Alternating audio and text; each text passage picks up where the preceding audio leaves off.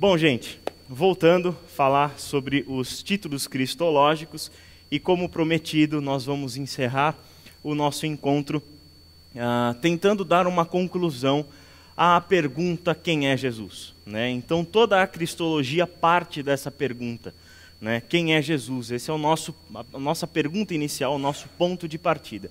Na aula de hoje, então, no nosso encontro, eu quero propor essa resposta como uma solução para essa pergunta, como uma resposta, obviamente que não definitiva, mas uma resposta que nos coloca no caminho de uma compreensão do que é a cristologia, de quem foi Jesus, e o que realmente e mais nos interessa é o que tudo isso tem a ver conosco que somos discípulos e discípulas de Jesus.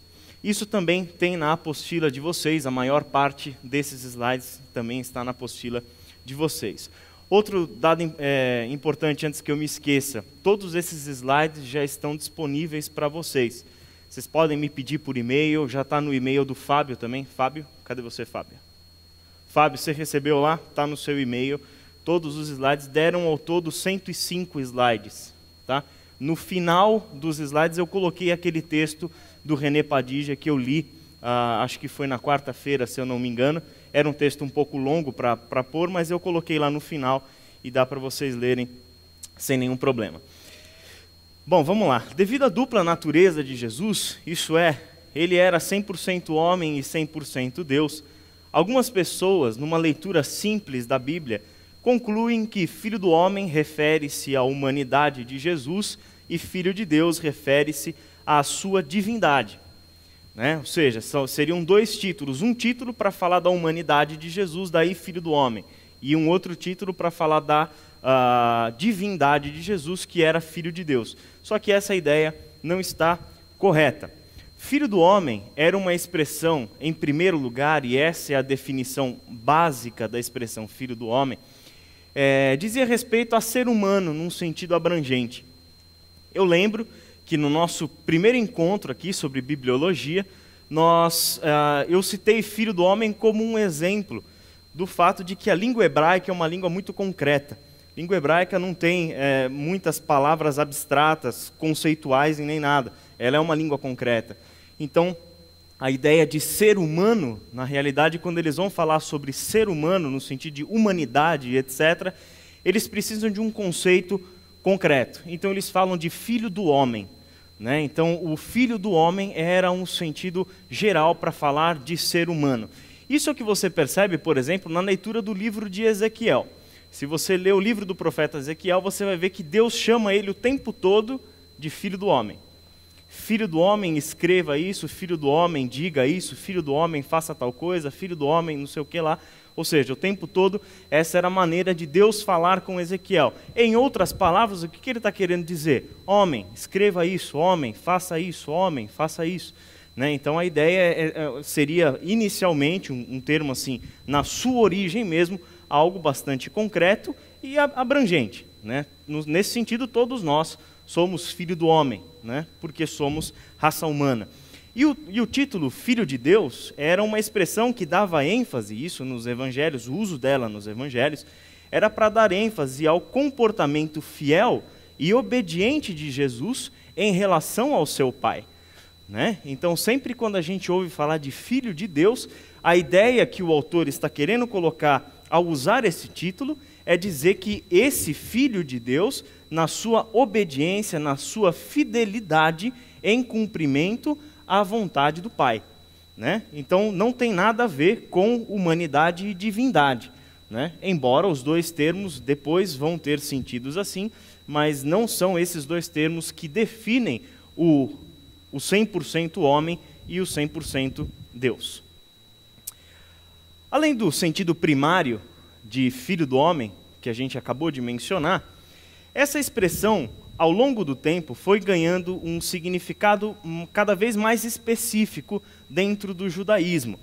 É o que lemos na profecia messiânica de Daniel, capítulo 7, 13 e 14. Por quê? O que acontece aqui e aonde é que a gente vê o desenvolvimento dessa expressão filho do homem?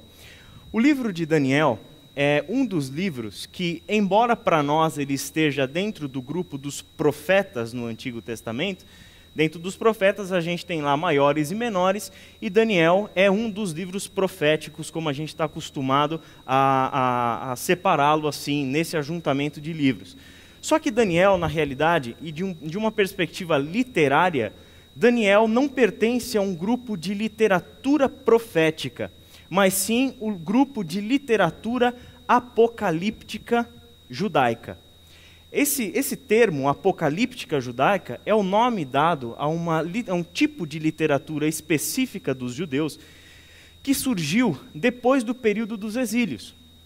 Depois desse período, onde a nação já estava voltando para sua terra, e Daniel é um dos livros que começa com esse novo gênero literário da literatura dos judeus. Ao longo desse período de retorno à terra e o desejo grande e cada vez maior de ter de volta a sua nação no auge do seu poder, governada por Deus novamente, com um rei estabelecido por Deus novamente, ao longo desse tempo todo, o judaísmo foi criando e elaborando o que, acho que até fez parte da aula do Fábio na terça-feira, a esperança messiânica. E essa esperança sobre o Messias estava relacionada com todas as ideias que foram sendo elaboradas pelos judeus, escritas em livros pelos judeus, e que partiam de uma releitura das tradições, das profecias, das promessas, das histórias do Antigo Testamento, de modo que eles pudessem começar a criar um currículo vitae do Messias. Quem seria esse Messias? Quais requisitos ele precisaria preencher? Como seria a identidade dele? Aonde ele nasceria? Como seria o seu governo? Como seria a sua relação com o Pai? Enfim, ao longo de todo esse tempo, os judeus foram criando nessa literatura chamada de apocalíptica judaica essas ideias messiânicas. E essa literatura apocalíptica judaica não está na nossa Bíblia, não foi preservada. São diversos livros que os judeus têm nesse sentido, que foram escritos entre o período do final da revelação do Antigo Testamento e até mesmo contemporâneos de Jesus, só que estão aí, você consegue acessar vários deles aí pela internet até e tudo mais, mas não estão preservados, não fazem parte da literatura sagrada, nem de judeus, nem de cristãos. E essa literatura apocalíptica serve muito para nós entendermos como os judeus do tempo de Jesus pensavam sobre o Messias. Então, a apocalíptica judaica, partindo de Daniel, capítulo 7, versículos 13 e 14, começa a construir toda uma ideia messiânica em cima do título Filho do Homem. Por exemplo, olha o que lemos lá nesse texto de Daniel. Em minha visão à noite, vi alguém semelhante a um filho do homem, vindo com as nuvens dos céus. Ele se aproximou do ancião e foi conduzido à sua presença. Ele recebeu autoridade, glória e o reino. Todos os povos, nações e homens de todas as línguas o adoraram. O seu domínio é um domínio eterno, que não acabará, e o seu reino jamais será destruído. Deu para perceber o quanto essas palavras dizem respeito à vida de Jesus e à obra de Jesus. O quanto essas palavras dizem respeito àquilo que nós já afirmamos ao longo da semana sobre quem é Jesus hoje. Alguém que recebeu do Pai o domínio sobre todos os povos, sobre tudo o que existe.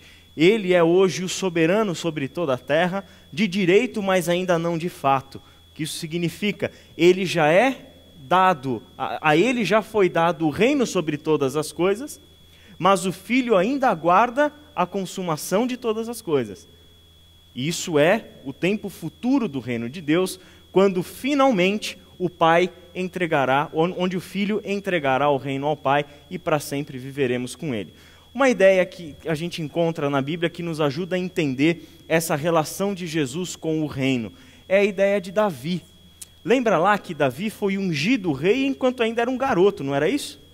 Lembra da história? Saul era rei, mas Deus envia Samuel à casa de Jessé para ungir o próximo rei de Israel, enquanto Saul ainda estava no poder. né? E Davi, ainda garoto, é ungido como o rei de Israel, escolhido por Deus. No entanto, a gente sabe que ele não assume o trono no momento da sua unção. Leva um tempo todo, ou seja, Davi vai acabar lá no palácio, vai tocar harpa para Saul, vai viver tudo aquilo que ele vai viver na história lá do reino de Saul, até que de fato Davi vai assumir o trono muito tempo depois, né? E ali vai ser ungido finalmente como rei em Israel, como rei em Judá, e ali ele se torna o soberano sobre toda a nação. A mesma coisa acontece com Jesus. De uma perspectiva de Deus, que é a perspectiva que está além do nosso tempo cronológico, Deus já o colocou como o rei sobre todo o universo. Só que o curso da história ainda caminha nessa direção, onde um dia no futuro todo o universo estará sujeito ao domínio do Filho. E aí então nós viveremos para sempre com ele sendo o nosso rei, o nosso soberano. Certo? Isso na teologia é um negócio que vocês ainda vão ver algumas vezes, chama-se de já e ainda não. Quer dizer, ele já é rei, mas ainda não plenamente, né? Nós já estamos no reino de Deus, mas ainda não plenamente, porque tudo isso que nós já temos hoje, na realidade, é só uma sombra de tudo o que teremos em plenitude no futuro. Assim como a vida plena que nós já temos hoje, que já é muito gostosa de se viver por causa da nossa relação com o Filho, um dia será uma vida plena e perfeita no futuro. E o curso do tempo é o que está nos levando a essa direção futura. Segundo os evangelhos sinóticos, que são Mateus, Marcos e Lucas, Jesus não atribui para si o título de Messias. Somente no Evangelho de João, aqui nós vamos ler, Jesus chamando a si mesmo de Messias. Mas nos evangelhos primeiros, aqueles que foram escritos bem antes, nós não lemos os evangelistas registrando palavras de Jesus, dizendo ser ele o Messias. Por um outro lado, Jesus constantemente refere-se a si mesmo usando a expressão Filho do Homem. Nos lábios de Jesus, o título Filho do Homem não é um exercício de falsa humildade, mas uma ousada reivindicação da autoridade divina. Por quê? Quando ele se chama de Filho do Homem, ele não está se chamando de ser humano. Ele não está se chamando com o sentido primário da palavra Filho do Homem, da expressão Filho do Homem, que é ser humano, normal, homem, comum, como qualquer outro. Quando Jesus utiliza Filho do Homem para falar de si mesmo, ele está fazendo uma ousada e até mesmo perigosa, do ponto de vista do judaísmo daquela época, reivindicação da sua autoridade divina. Por exemplo, Jesus alegou que o Filho do Homem tinha autoridade para perdoar pecados. Ou seja, Jesus toma para si uma prerrogativa que pertence somente a Deus. É o que lemos lá em Marcos 2,10. Mas, para que vocês saibam que o Filho do Homem tem autoridade na terra para perdoar pecados. Né? Essa é uma afirmação que, do ponto de vista do judaísmo do seu tempo, era perigosíssima. Né? Então, sem dúvida nenhuma, Jesus estava testando o ouvido dos seus ouvintes naquele tempo, principalmente das autoridades religiosas, ao chamar a si próprio de Filho do Homem. Um outro elemento importante é que quando ele falava de Filho do Homem, e isso se soma a essa expressão lá que vem de Daniel 7, é que ele era um filho de Davi. E que já se sabia, conforme as profecias que lemos ontem lá em Jeremias, já se sabia que o Messias, que o Cristo, aquele que Deus enviaria para de uma vez por todas trazer de volta a humanidade para ele, seria um filho de Davi, seria alguém da linhagem de Davi. A sua mensagem, portanto, é uma mensagem de um perigo muito grande para quem está no poder. Percebe? Quem estava lá no poder, no poder religioso, no poder político da nação, treme diante dessa mensagem, porque é uma mensagem altamente perigosa. Ou seja, nós temos aqui em Israel. Imagina lá Herodes, imagina lá o sumo sacerdote, imagina todos eles lá, né, conversando entre si, falou, ó, nós temos alguém aqui na região que é um descendente de Davi e se chama de Filho do Homem. Existe um risco por trás disso, existe um problema sério por trás dessas afirmações. Por essa razão, a expressão Filho do Homem foi justamente o motivo da acusação de blasfêmia que os judeus fizeram contra Jesus. Olha o que a gente lê em Mateus capítulo 26, versículos 64 e 65. Mas eu digo a todos vós, chegará o dia em que vereis o Filho do Homem assentado à direita do Poderoso e vindo sobre as nuvens do céu. Foi quando Jesus disse isso que o sumo sacerdote rasgou as suas próprias vestes e disse, blasfemou. Por que precisamos ouvir mais testemunhas? Vocês acabaram de ouvir a blasfêmia. Blasfêmia é Jesus ter dito de si mesmo, eu sou o Filho do Homem. E um dia vocês me verão assentado à direita do Pai. Um dia vocês me verão governando sobre todas as coisas. Isso, do ponto de vista dos líderes religiosos, foi justamente uma blasfêmia. Portanto, Filho do Homem é um título cujo sentido expressa a divindade e a realeza de Jesus. Não era só um título e uma reivindicação jogada ao ar.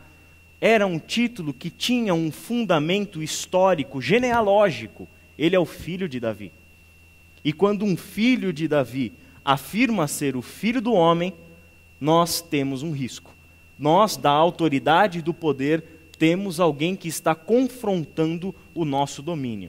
E isso do ponto de vista só da política dos homens. Mas a gente vê que nos evangelhos, a presença de Jesus e a proclamação de Jesus não causou uma revolta somente no palácio de Herodes e no templo lá dos sacerdotes. A revolta que Jesus causou também atingiu o mundo dos demônios. Você percebe que no Evangelho de Marcos, por exemplo, que é o que mais dá destaque sobre isso, Jesus vai andando pelas ruas e os demônios se manifestam. Nós sabemos quem tu és, o que é que o senhor veio fazer aqui? Nós sabemos quem é você. Por que você veio nos incomodar? Não é o tempo e etc. Os demônios se manifestavam porque já sabiam o que a presença do Filho do Homem na terra, andando sobre a terra, representava para eles. Em outras palavras, a gente precisa fazer alguma coisa porque senão os nossos dias estão contados. Porque os demônios, os servos de Satanás, desde a história de Israel e desde muito tempo, já sabiam que um dia Deus traria para o mundo o seu filho, o seu ungido, o seu Messias, e que esse Messias venceria todos os domínios e todas as autoridades, sejam elas autoridades humanas ou sejam elas autoridades espirituais, estariam sujeitas à pessoa do Filho de Deus. E isso causou no mundo todo, seja no mundo humano, seja no mundo espiritual, um rebuliço muito grande. Foi algo impressionante que aconteceu. Por exemplo, abra por gentileza em Colossenses capítulo 2. Nós temos um texto de Paulo falando sobre isso. E olha só o que ele diz. Colossenses capítulo 2. No versículo 13 ao versículo 15. Quando vocês estavam mortos em pecados e na incircuncisão da sua carne, Deus os vivificou com Cristo. Ele nos perdoou todas as transgressões e cancelou a escrita de dívida que consistia em ordenanças e que nos era contrária. Ele a removeu pregando-a na cruz e tendo despojado os poderes e as autoridades, fez deles um espetáculo público, triunfando sobre eles na cruz. Ou seja, todo o poder que nos era contrário, todo o poder que nos era opressivo, tudo aquilo que exercia sobre o ser humano uma autoridade opressiva, Jesus Cristo nos libertou de todas elas. Sejam autoridades humanas, sejam autoridades demoníacas, sejam autoridades demoníacas que dominam seres humanos através de autoridades humanas, enfim, de uma forma ou de outra. Todos os nossos opressores foram vencidos por Jesus Cristo na cruz do Calvário. Em outras palavras, isso era a obra do Filho do Homem. Essa era a obra do Filho do Homem, designada por Deus para o Filho do Homem, porque era exatamente essa a profecia de Daniel acerca do Filho do Homem. Ele recebeu do Pai o domínio sobre todos, o domínio sobre tudo que existe. A ele foi dada toda a autoridade. Então isso tem um peso muito grande na mensagem de Jesus. Jesus não negou ser ele o Filho do Homem, mas deu a esse conceito um novo significado. E aqui a gente tem um ponto importante na nossa compreensão do que Jesus fez com esse Filho do Homem, com essa ideia, com essa noção judaica de Filho do Homem. Quer dizer, todos os judeus sabiam todas essas coisas que a gente está falando sobre quem era o Filho do Homem. Todos eles, inclusive, já era a literatura que eles estavam estudando e proclamando ano após ano. Todo mundo sabia disso. Só que o que eles não sabiam era o que Jesus estava por fazer com esse título. Porque para eles o Filho do Homem, então, é esse rei, governante, poderoso e etc. Os próprios discípulos de Jesus pensavam no seu mestre com essa perspectiva. Os próprios discípulos de Jesus pensaram realmente que um dia estariam assentados com ele na sala do trono em Jerusalém. Essa era uma ideia dos próprios discípulos.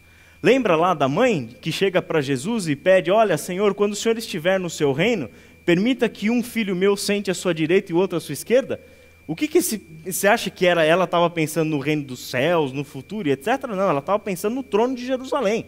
Porque toda a perspectiva que eles tinham do Filho do Homem é que a sua autoridade, que o seu domínio seria um domínio político e naquele tempo era a restauração do reino de Israel. E elas e todos os discípulos se sentiram nesse ponto até então privilegiados. Um dia, quando ele estiver no trono, né? Agora você imagina só, filho de Davi, filho do homem, ele não tem um exército, só que por um outro lado, ele alimenta uma multidão com 5 pães e 2 peixes. Ele não tem um exército, só que por um outro lado, ele manda uma tempestade parar e a tempestade obedece. Ele não tem um exército, ele não tem um partido formado, só que por um outro lado, ele faz milagres à torta e à direita, o tempo todo. Ele tem um poder que a gente nunca viu. Para que uma pessoa dessa precisa de um exército? Olha, nós estamos falando do Filho do Homem, entende? É uma autoridade poderosíssima, ou seja, o reino já está garantido, né? Eu já estou com o meu troninho preparado um dia lá do lado dele, em Jerusalém, vai ser uma beleza, minha vida vai ser uma tranquilidade só porque eu fui um dos escolhidos para andar junto com ele. E essa seria a ideia inicial dos discípulos quando eles ouviam e que quando toda a ideia que eles tinham sobre Jesus girava em torno do Filho do Homem. Só que num determinado momento, e Jesus, altamente sábio como era, esperou o momento certo, e quando chegou o momento certo, ele vai chegar para os discípulos, vai chamar eles por perto e vai dizer o seguinte: então, eu sou o Filho do Homem, não sou? Ah, o senhor é o Filho do Homem. Eu recebi o governo, autoridade, domínio sobre todas as coisas. Não recebi o senhor recebeu. Inclusive, não é bom que o senhor se esqueça da gente, né? A gente está junto com o senhor aí e tal, sem problema nenhum. Só tem um detalhe que vocês ainda não sabiam: que o Filho do Homem é também o servo sofredor. Isso vocês deixaram passar. Essa noção vocês não tinham. E aí, olha que interessante o que a gente vê em Mateus 20, 28, e a gente vai ler alguns textos nesse sentido. O Filho do Homem não veio para ser servido, mas para servir e dar a sua vida em resgate de muitos. Quer dizer, já tem uma contradição aqui. Se o Filho do Homem é rei, onde é que você já viu um rei que não veio para ser servido? Uma das razões pelas quais os homens querem ser reis é porque todo mundo vai servir eles. Entende? Só que olha a afirmação que ele faz. O Filho do Homem não veio para ser servido. Ao contrário do que vocês pensam, o Filho do Homem, e de fato eu sou o Filho do Homem, mas o Filho do Homem veio para servir. E mais, ele veio para dar a sua vida em resgate de muitos. Essa palavra de Jesus fazia um link, fazia uma conexão direta com uma imagem muito clara que os judeus tinham, quando fala de alguém que vai servir e dar a vida em resgate de muitos. Basicamente e simultaneamente, Jesus associava Filho do Homem e servo sofredor, e esse título, servo sofredor, vem basicamente de Isaías capítulo 53. Certo? Esse é um texto que eu sinceramente, e eu confesso isso, não tenho problema nenhum de dizer, dificilmente eu leio esse texto numa devocional minha e eu não caio em lágrimas. Isaías 53 para mim é um texto daquele, sabe, que arrebenta o coração, é Isaías 53 para mim. E nesse texto nós temos essa construção na profecia de Isaías, que Deus deu a nós todos, sobre quem é esse servo que, associado ao Filho do Homem, seria o nosso Redentor. A gente vai ler alguns versículos só de Isaías 53. Versículo 3. Foi desprezado e rejeitado pelos homens, um homem de dores e experimentado no sofrimento, como alguém de quem os homens escondem o rosto. Ele foi desprezado e nós não o tínhamos em estima. Você percebe alguma coisa, alguma relação com o que você já leu sobre Jesus nos evangelhos? Tem conexões incríveis aqui. E apesar de Isaías 53 ser a coluna vertebral da ideia sobre o servo sofredor, o livro do profeta Isaías começa a falar do servo de Deus, que por conta de todas essas descrições a gente chama esse servo de servo sofredor, a partir do capítulo 42 do seu livro. E se você tiver um tempo e você quiser conhecer um pouco mais isso, faça a leitura de Isaías 42 em diante. Você vai perceber o quanto dessas descrições do servo de Deus fazem pleno sentido com o que a gente lê sobre Jesus nos evangelhos. Continuando, versículo 5. Mas ele foi traspassado por causa das nossas transgressões. Ele foi esmagado por causa de nossas iniquidades. O castigo que nos trouxe paz. Essa palavra lembra você de alguma coisa? Romanos capítulo 5, versículo 1. Foi através do sacrifício dele que nós conseguimos paz com Deus. Ele foi esmagado por causa das nossas iniquidades, e o castigo que nos trouxe paz estava sobre ele, e pelas suas feridas nós fomos curados. Versículos 7 e 8. Ele foi oprimido e afligido, e contudo não abriu a sua boca. Como um cordeiro foi levado para o matadouro, e como uma ovelha que diante de seus tosquiadores fica calada, não abriu a sua boca. Com julgamento opressivo ele foi levado. Essas palavras te lembram de alguma cena da história de Jesus nos evangelhos? Ele diante dos seus acusadores e o tempo todo em silêncio? Ele sendo Deus e podendo acabar com aquela palhaçada daquele julgamento na hora que ele quisesse, mas ele permanece fiel e obediente ao Pai e permanece em silêncio enquanto falsamente é acusado. Isso te lembra alguma coisa? Agora, se você quiser colocar um texto aí do lado para você ler depois, primeira carta de Pedro, onde o apóstolo facilitou para nós. Primeira carta de Pedro, capítulo 2, versículos 21 em diante. Pedro disse o seguinte: para isso vocês foram chamados, pois também Cristo sofreu no lugar de vocês, deixando-lhes exemplo para que sigam os seus passos. Ele não cometeu pecado algum e nenhum engano foi encontrado em sua boca. Quando insultado não revidava, quando sofria não fazia ameaças, mas entregava-se àquele que julga com justiça. Ele mesmo levou em seu corpo os nossos pecados sobre o madeiro, a fim de que morrêssemos para os pecados e vivêssemos para a justiça. Por suas feridas vocês foram curados. O que é que Pedro está fazendo? Ele está fazendo uma citação direta de Isaías 53, aplicando a imagem do servo para a pessoa de Jesus. Continuando, versículo 10 de Isaías 53, contudo, foi da vontade do Senhor esmagá-lo e fazê-lo sofrer. E embora o Senhor tenha feito da vida dele uma oferta pela culpa, ele verá sua prole e prolongará seus dias, e a vontade do Senhor prosperará em sua mão. Depois do sofrimento da sua alma, ele verá a luz e ficará satisfeito. Pelo seu conhecimento, meu servo justo justificará a muitos e levará a iniquidade deles. Por isso lhe darei uma porção entre os grandes, e ele dividirá os despojos com os fortes, porquanto ele derramou a sua vida até a morte e foi contado entre os transgressores, pois ele levou o pecado de muitos e pelos transgressores intercedeu.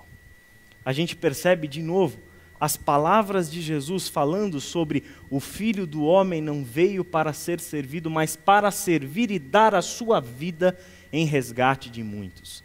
Quando os discípulos ouviram essa palavra, o que é que eles pensaram? O que é que eles pensaram? O Filho do Homem não era exatamente o que a gente imaginava. Consequentemente, o nosso fim não era exatamente o que a gente imaginava. Voltando ao pedido da mãe para Jesus, permita que um dos meus filhos se sente à sua direita e o outro se sente à sua esquerda. A pergunta de Jesus foi a seguinte: estão preparados para beber do meu cálice? Sem dúvida nenhuma. Então tá legal. Com relação a sentar à minha direita ou à minha esquerda, é o Pai quem decide. Mas vocês vão tomar do meu cálice. Não tenham dúvida com relação a isso. Um desses discípulos foi Tiago, e o outro discípulo foi João. Tiago foi o primeiro a ser executado, e João, o último a ser executado. João, pelo que a gente sabe, não foi executado propriamente dito, ele simplesmente foi tirado, foi exilado, e ali morreu, depois de ter visto toda a sua geração, e basicamente quase todos os seus companheiros que andaram junto com Jesus serem condenados a penas de morte. Tomaram do cálice do Senhor. Tomaram do cálice do servo de Deus, que deu ao Filho do Homem um sentido totalmente novo. O próprio Jesus citou diretamente Isaías 53, versículo 12, ao dizer o seguinte: está escrito, e ele foi contado com os transgressores. E eu lhes digo que isso precisa cumprir-se em mim. O que está escrito a meu respeito está para se cumprir. Ou seja, olha a afirmação de Jesus. Isso significa que ele tem plena consciência do que está para acontecer com ele. Significa que em nenhum momento o pai escondeu o jogo do filho. Filho, eu estou te mandando para o mundo, mas a tarefa que eu vou te dar, filho, é uma tarefa difícil. É uma tarefa que seres humanos jamais cumpririam por si mesmos.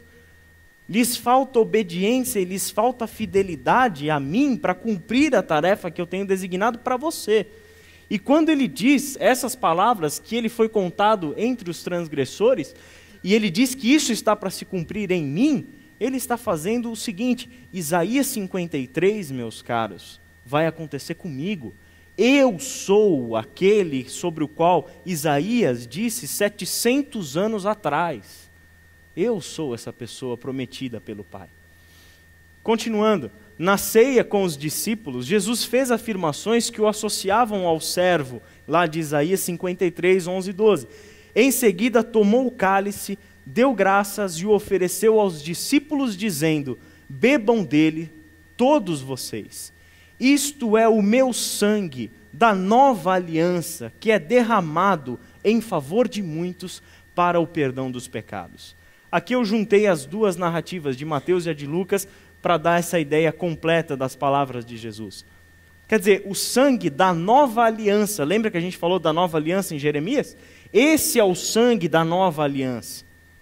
E vocês bebam desse sangue, porque é nesse sangue que vocês encontram a vida, que é o sangue que é derramado em favor de vocês, em favor de muitos. Novamente, é uma citação direta a Isaías capítulo 53. A obra do servo no Antigo Testamento, portanto, consiste em aliança e em substituição. A obra do servo que a gente vê lá em Isaías é uma obra que, em termos gerais, ela vai resultar em uma nova aliança e em um sacrifício substitutivo. Ou seja, o sacrifício de Cristo é o sacrifício feito no nosso lugar. Ele morreu a nossa morte. Essa é a ideia da substituição. Ele morreu, ele levou sobre si a culpa que era nossa. Ele levou sobre si os nossos pecados, para que nós não morrêssemos, mas para que nele encontrássemos a vida, para nos dar uma nova vida. Essa era a obra do servo de Deus. Esse assunto da substituição a gente volta bastante nele quando a gente estudar soteriologia especificamente. Então os dois elementos estavam justamente na obra de Jesus, né? E aí a gente vai perceber que com o tempo Jesus foi mostrando para os seus discípulos ser ele então o Filho do homem e o servo sofredor. Antes da gente entrar nesse, vamos fazer a nossa pausa? Acho que pode ser já, né? Tá. Então a gente faz a pausa agora, daqui a pouco, 15 minutos, voltaremos.